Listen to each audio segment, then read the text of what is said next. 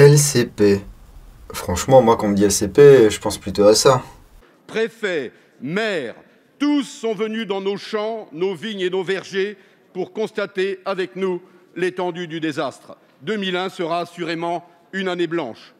Certains marchés risquent d'être perdus durablement. La situation est très grave, vous le savez. Ma question est donc simple. Au-delà du déplacement...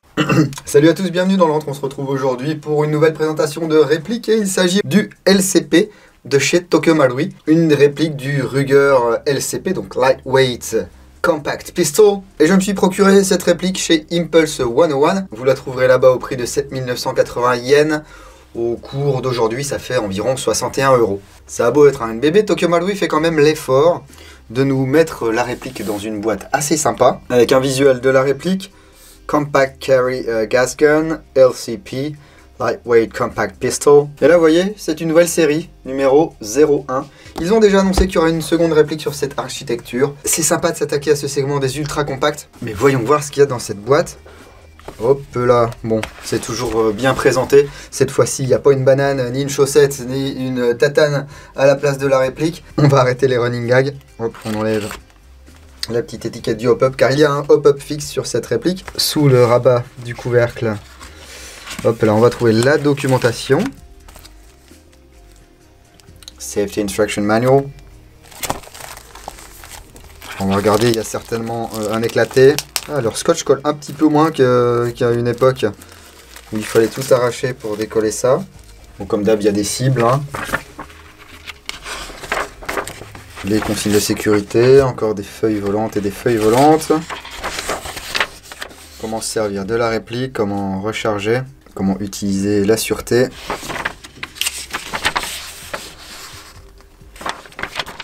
Et bah non, du coup, ils nous mettent pas d'éclaté.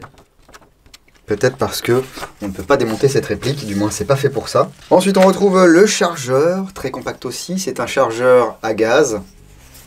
Voilà, on fait le plein ici. Avec le logo moitié Ruger, moitié TM. Tokyo Marui Made in Japan.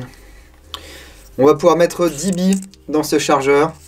Alors c'est peu, sachez que le vrai peut emporter 6 ou 7 cartouches. Et le nozzle se situe ici. Voilà, il va être actionné. Bim, ensuite la valve de percussion là, paf, le coup part. Les chargeurs supplémentaires sont à 2480 yens, ça fait 19 €. Alors 19 € pour 10 billes, c'est pas forcément le meilleur rapport quantité-prix, mais c'est disponible si jamais vous voulez un second chargeur. Ensuite, la petite boîte Compact Carry Gun avec à l'intérieur un sachet de billes. Voilà.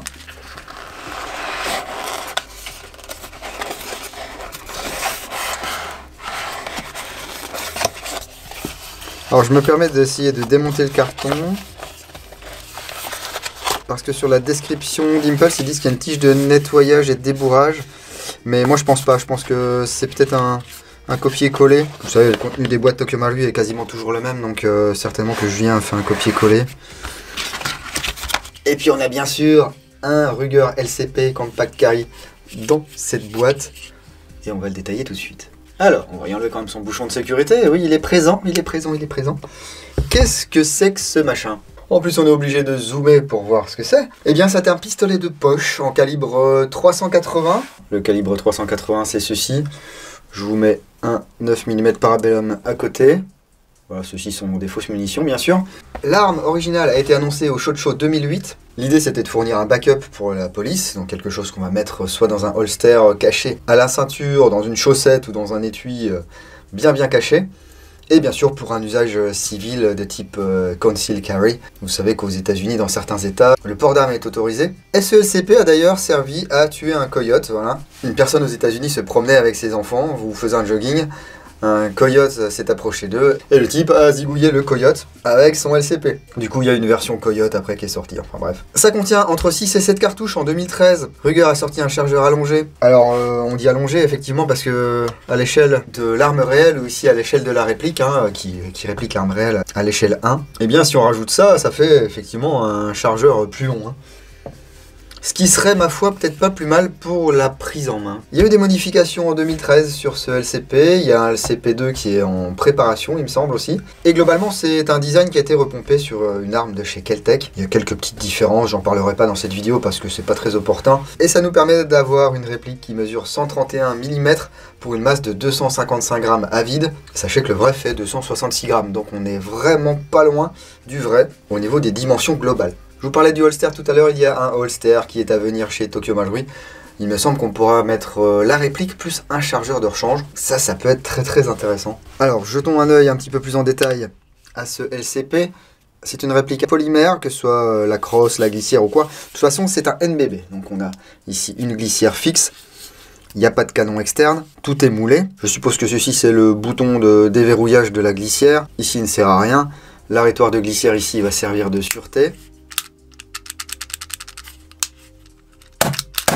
On a les marquages LCP sur la glissière, un numéro de série ici qui doit être le même pour toutes les répliques, je suppose. Le logo ici avec les lettres TM pour Tokyo Marui. Alors ils font souvent ça, hein. Ils reprennent le logo original, sauf qu'ils changent les lettres ou alors ils mettent leurs lettres. C'est certainement pour avoir moins de soucis au niveau des copyrights, etc. La texture ici est très agréable, ça accroche, ça permet de ne pas glisser. Et en même temps ici on a un emplacement pour le pouce. C'est sympa. Le talon de chargeur revient vers l'avant, ce qui va nous permettre ici d'avoir une prise en main à 4 doigts en définitive, hein, parce que celui-ci ne sert pas à grand chose. On a le marquage du calibre ici, les inscriptions Airsoft, plus lisez le manuel, etc. Le bouton d'éjection du chargeur ici, il est rikiki. Hop, on appuie dessus et il faut quand même tirer sur le chargeur. Moi aussi, je me demande si ça se démonte pas, ça. On va essayer. Voilà, cette pièce se démonte. Bon, on va pas dire que c'est pour mettre une dragonne, hein, parce que sur un truc si petit, je vois pas trop l'intérêt. Mais peut-être pour mettre une crosse. Non, je déconne. La queue de détente ici est en métal, bien sûr, comme toutes les pièces internes quasiment de cette réplique. Le pontet n'est pas très gros, voilà, c'est pas fait pour tirer avec des gros gants ou des moufles ou quoi. Ça va être quand même possible si vous n'avez pas des gants énormes ou des saucisses de Francfort à la place des doigts. Les organes de visée sont fixes. Un guidon fixe ici. Une hausse. Voilà, on vise, on tire. C'est pas fait pour tirer à 10 km. Ça va être vraiment une réplique de défense, comme le LCP est une arme de défense. On peut voir ici le canon interne qui mesure 66 mm. Le joint de hop-up va se placer dessus. C'est un joint à réglage fixe. C'est calibré, en tout cas sur celui-ci, pour de la 0,20. N'hésitez pas à faire des tests chez vous. Je vous propose quand même de jeter un œil à l'interne. Il y a une toute petite vis ici. On enlève délicatement. Ensuite, on peut faire coulisser la glissière vers l'avant, comme ceci. Vous voyez, c'est une glissière en plastique, hein, très légère. Et voici le mécanisme, c'est très simple. Hein. Hop, je vais mettre le chargeur. La queue de détente actionne ici ce plateau qui vient faire avancer le nozzle qui est dans le chargeur, reculer le marteau. Hop, là, le nozzle est verrouillé. Le gaz part. On rechambre une bille. Astucieux, hein? La patte d'appui du joint de hop-up est ici, elle est clipsée au canon. Et puis le joint est là, c'est un modèle spécifique. Alors le canon également est un modèle spécifique. C'est ultra simple. À l'intérieur, vous avez également une espèce d'armature en métal. Ça rajoute de la masse à cette petite réplique.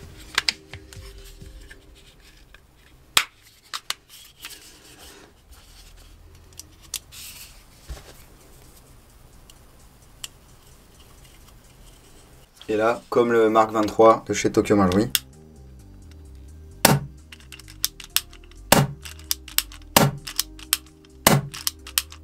C'est relativement silencieux. L'action sur la queue de détente, c'est très spongieux. Le reset est très long parce qu'il va falloir venir réinitialiser le tir et revenir prendre une bille. J'ai l'impression que c'est quand même un petit peu moins dur que celle du Mark 23. Comme d'habitude, Tokyo Marui va vous conseiller du HFC 134A. Moi, je le fais tourner depuis le début de la journée au green gas et je dois vous dire que je vois pas pourquoi ça ne passerait pas. Tant que le chargeur le prend et qu'il fuit pas, vous allez rien casser là-dedans, hein. Et en parlant de green, je vais en utiliser lors des tests chronie, et je vais également utiliser du HFC 144. Dans la foulée, comme je pense que je ne vous ferai pas de review écrite du LCP, je verrai. Pour l'instant, franchement, c'est pas prévu. Si je la fais, en plus, ça va être dans super longtemps. Eh bien, je vais vous proposer les tests de tir également. Vous allez voir, c'est très très fun. J'ai déjà tiré un petit peu dans le jardin. À 35 mètres, je touche une poêle à frire. Donc, ça fait bien plaisir pour un truc comme ça.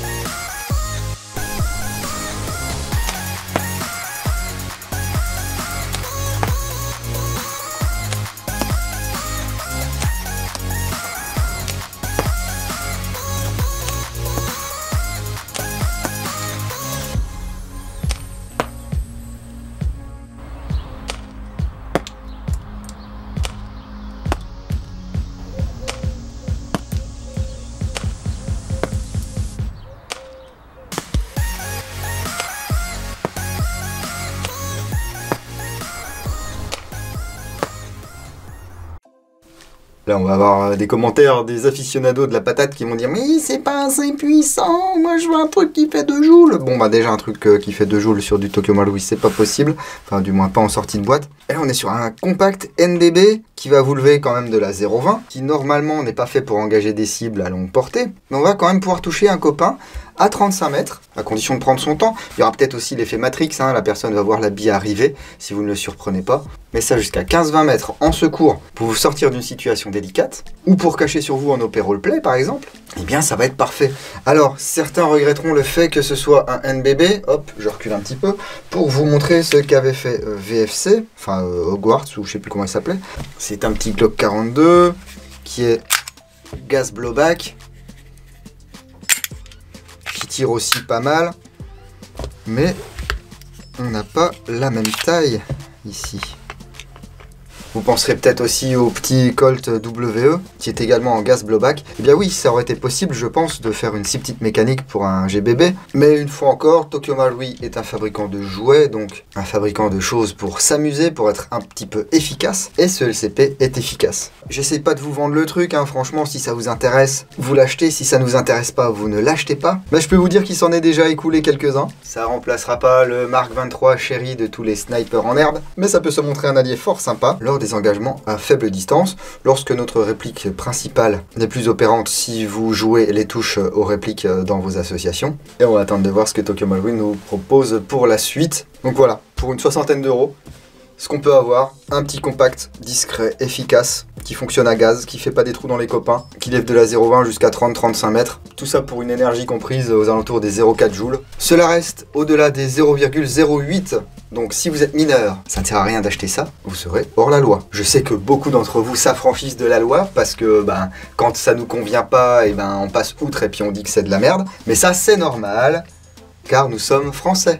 Voilà, donc si vous êtes francophone ou si vous êtes étranger et que vous regardez cette vidéo et que vous comprenez pas trop le principe, sachez qu'en France, dès qu'il y a une règle, tout le monde va s'empresser de ne pas la suivre. Enfin, après ces digressions, vous pouvez mettre un pouce vers le haut, un pouce vers le bas, si vous n'êtes pas content. Et en même temps, si vous n'êtes pas content, rien ne vous oblige à rester sur cette chaîne, les gars. Je ne suis pas là pour faire du chiffre, je suis là pour vous aider à faire des choix en ce qui concerne vos achats d'airsoft. N'oubliez pas de vous abonner si ça n'est pas déjà fait, activez les notifications, et même comme ça, vous ne recevrez peut-être pas toujours les notifications. C'est les mystères de YouTube, surtout quand on présente des choses un petit peu comme ceci qui font penser à de vraies armes, alors que ça ne sont que des jouets, que des maquettes en définitive. Si vous souhaitez aider l'entre, vous pouvez suivre les liens qui sont dans la description de la vidéo, vous avez même des réductions sur certaines choses.